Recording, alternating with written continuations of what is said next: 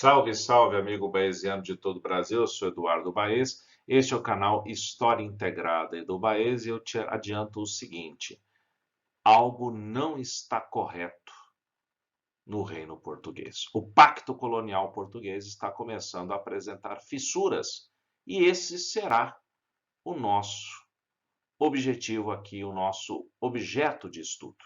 Entender essas fissuras. Antes da gente começar, não deixe de se inscrever aí embaixo, ative o sininho, dá um like e compartilha este vídeo. Tudo bem? Crise do sistema colonial, revoltas nativistas é o nosso assunto. Acompanhe comigo, vamos em frente. Esse texto da historiadora Emília Viotti da Costa nos diz o seguinte, acompanhe a leitura para você entender com calma. A crítica ao sistema colonial correspondente às mudanças nas relações políticas e comerciais entre a metrópole e a colônia esta crítica não implica, entretanto, na mudança de estrutura básica na produção colonial, que ao capitalismo industrial, que já está vigente, convinha manter em grandes linhas, ou seja, manter essa relação toda. Então, essas revoltas nativistas, elas não vão questionar essa estrutura, mas vão questionar alguns aspectos do pacto. Daqui a pouco eu vou mostrar isso passo a passo para você, entendeu? Então, não há uma crítica ao pacto colonial, mas sim alguns aspectos pontuais do pacto. Para entender isso, eu preciso olhar para a Europa nos séculos 17 e 18. Na Europa dos séculos 17 e 18, as revoluções burguesas estão começando a mudar o cenário e o quadro do poder. Essas revoluções burguesas vão mostrar uma faceta na qual agora os reis literalmente começarão a perder a cabeça. E um quadro interessante começa a surgir na Inglaterra do século 17, quando a Revolução Puritana executa o primeiro rei absolutista, Carlos I, e no final do mesmo século, em 1688, se estabelece o parlamentarismo com a Revolução Gloriosa. Está aberto o caminho para a ascensão burguesa ao poder político. E, de fato, isto se consolida quando a Inglaterra do século XVIII, já consolidada no poder burguês industrial, vai começar a viver a sua revolução industrial em 1760. Um outro aspecto interessante que nós notamos é que na França começa a pipocar o que chamamos de Revolução Francesa. E o que vai acontecer? Um rei perderá a cabeça. Eu não coloquei aqui, mas tem um outro cenário fora da Europa, que é a independência dos Estados Unidos, que se torna um modelo de emancipação. Aí você vai pensar assim, não gosto dos Estados Unidos porque os Estados Unidos é Yankee imperialista. Meu caro e minha cara, deixa eu te falar uma coisa. O que eram os Estados Unidos no século XVIII? Uma faixa de terra de 13 colônias cultivada por fazendeiros piedosos. Esses fazendeiros piedosos botaram para correr a Inglaterra, meu amigo. O que você acha que o colono português vai pensar quando olhar para as 13 colônias e ver que aquele monte de fazendeiro piedoso lá conseguiu botar para correr a Inglaterra, que é uma potência da época, filho? Ele vai olhar, ora, se os norte-americanos, os estadunidenses conseguiram se livrar da Inglaterra, que é a potência da época, que dirá nós, colonos portugueses, neste império carcomido, desdentado e decadente, que é o Império Português, neste momento do século XVIII. Então, esse conjunto de situações começam a mudar, como eu disse no início, o quadro de poder. O iluminismo se difundiu fortemente, a ideologia burguesa anti-absolutista, e na Europa nós começamos a notar que alguns reis absolutistas, a fim de não perderem a sua influência e, sobretudo, manterem o seu poder, mantendo o seu poder, não abrindo mão do seu poder, começam a tomar algumas ideias liberais e iluministas nos seus governos. É o caso da Áustria, da Rússia, da Prússia. É o caso de Portugal, que vamos falar do Marquês de Pombal num próximo processo. Ok? Na sequência aqui, não vamos falar do Marquês de Pombal. Tudo bem? Muito bem. A partir disso, então, nós temos os movimentos nativistas, que são movimentos que ainda não apresentam essa conotação separatista, estão descontentes em algum momento com o pacto colonial, com alguma determinação do pacto colonial e não no pacto colonial em si. Mas, em alguns casos, também esses conflitos são resultantes das disputas locais entre colonos, defendendo seus interesses locais, não é contra a metrópole, mas entre eles, brigando entre eles, e todos eles ligados à elite luso-brasileira, né? São os colonos que comandam o processo, não é a camada popular, não, é a elite luso-brasileira. Note que a primeira identificação deles é portuguesa e não brasileira. Não tem uma influência ideológica externa forte, ou praticamente não existe isso ainda, isso você vai encontrar nos movimentos de emancipação, e busca os interesses locais desses colonos. A primeira que eu vou destacar com você vai ser a aclamação de Amador Bueno. Ela aconteceu em 1641, logo depois da União Ibérica, na Vila de São Paulo.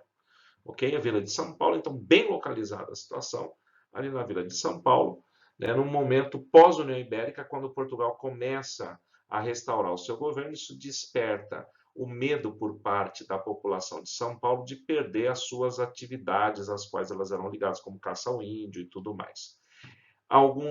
Não querem intervenção de Portugal na vila, a intervenção do governante na vila. O que vão fazer é que eles aclamem Amador Bueno, um fazendeiro, o seu líder.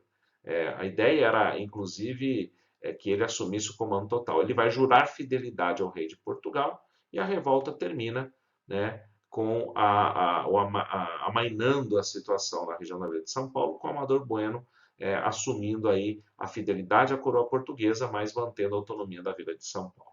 Você vê, uma revolta local, sem nenhuma conotação separatista. Caminhemos mais um pouco, vamos ver uma outra para você entender isso melhor. Estamos agora no Maranhão e a revolta dos irmãos Beckmann. Olha esse texto que eu trouxe para você do Manuel Beckmann, um dos líderes do movimento, que resume bem o caráter desta revolta. Não resta outra coisa, diz ele, senão cada um se defender por si mesmo. Duas coisas são necessárias. Duas coisas, olha só. A revogação do monopólio, que era exercido pela Companhia de Comércio do Maranhão, e a expulsão dos jesuítas, que controlavam a questão das missões e dificultavam o acesso à mão de obra indígena, a fim de se recuperar a mão livre no que diz respeito ao comércio e aos índios, ou seja, acabar com a interferência dos jesuítas e da Companhia de Comércio. Depois haverá tempo de mandar ao rei representantes eleitos por nós, pelos revoltosos, e obter a sanção dele. Quer dizer, vamos primeiro tomar o poder e depois a gente manda para o rei o que a gente vai querer, o que a gente vai fazer. Logo, a revolta de Beckmann é uma revolta de colonos contra a Companhia de Comércio do Maranhão, que exercia o monopólio na atividade comercial de drogas do sertão, ou seja, ele determinava o preço à Companhia de Comércio e os colonos que se ferrassem, tinham que se submeter a esse preço. Mas também os colonos lutando contra os jesuítas por acesso à mão de obra nas missões. Resultado, né? Há um questionamento do monopólio comercial dos jesuítas e o resultado é que o Manuel e o Thomas Beckmann vão ser presos, repressão violenta, um vai ser enforcado, outro vai ser degradado, e o que ocorrerá? A Companhia de Comércio vai gerar uma certa flexibilização na atividade comercial, no entanto, os jesuítas continuarão na região, limitando o acesso à mão de obra local indígena, porque eles estarão protegendo os índios nas missões. Ok? Sigamos em frente, mais uma revolta para você. E agora nós temos, em Minas Gerais, a Guerra dos Emboabas. Olha esta petição que eu trouxe aqui. Porquanto eles foram descobridores das minas do ouro, que do presente se lavram, o que é notório e patente, o que tudo que fizeram à custa de suas vidas, e fazendas, dinheiro, sem dispêndio do dinheiro real da fazenda real, e que seria uma grande justiça conceder-se as ditas terras aos moradores do Rio de Janeiro, que nunca tiveram parte nem na conquista nem no descobrimento. Ou seja, os paulistas estão pedindo ao governador do Rio de Janeiro que não deixe os não paulistas, no caso, os moradores do Rio de Janeiro, com acesso às minas. Os não paulistas, os forasteiros, eram chamados de emboabas pelos paulistas, que não queriam que eles ocupassem as áreas de mineração. Queriam ficar os paulistas exclusivamente com o controle da área de mineração. Então, a disputa da área mineradora é fruto desta guerra local entre colonos, chamada de Guerra dos Emboabas, que termina com a vitória em Emboaba e o deslocamento dos paulistas para Goiás e para Minas Gerais. Mais uma revolta sem caráter separatista. Saindo de Minas Gerais, vamos para Pernambuco. texto de um sujeito chamado Rodolfo Garcia Avernhagen, sobre a situação de Recife e Olinda. Os mascates, que eram os comerciantes de Recife, vendiam aos senhores de engenho os açúcares que fabricavam. Aos mascates vendiam os senhores de engenho os açúcares que fabricavam.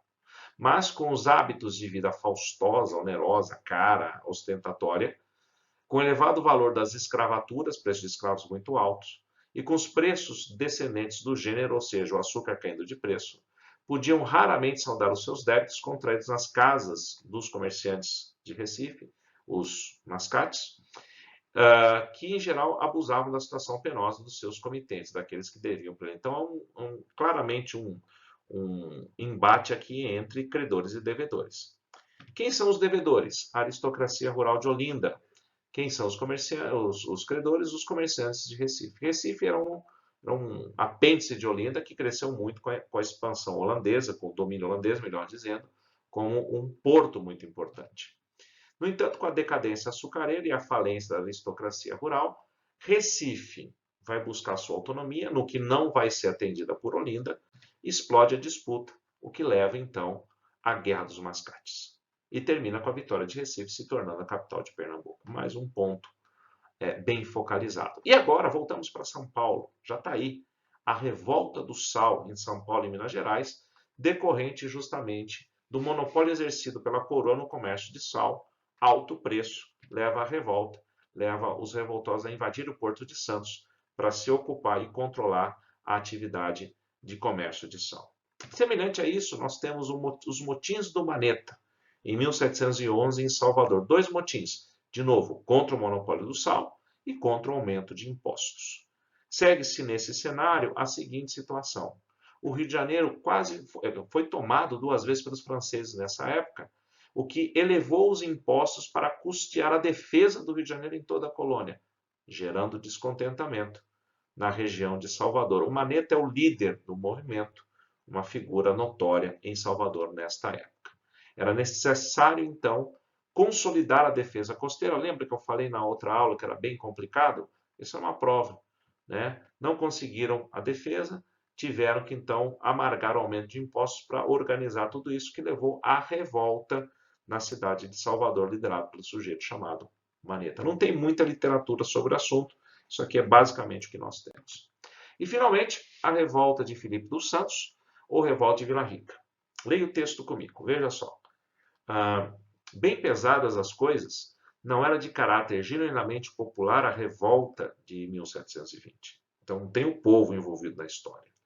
Na realidade, porém, já se ia gradativamente formando e afirmando a consciência de uma nova nacionalidade, de modo a surgirem resistências abertas ao excesso de poder.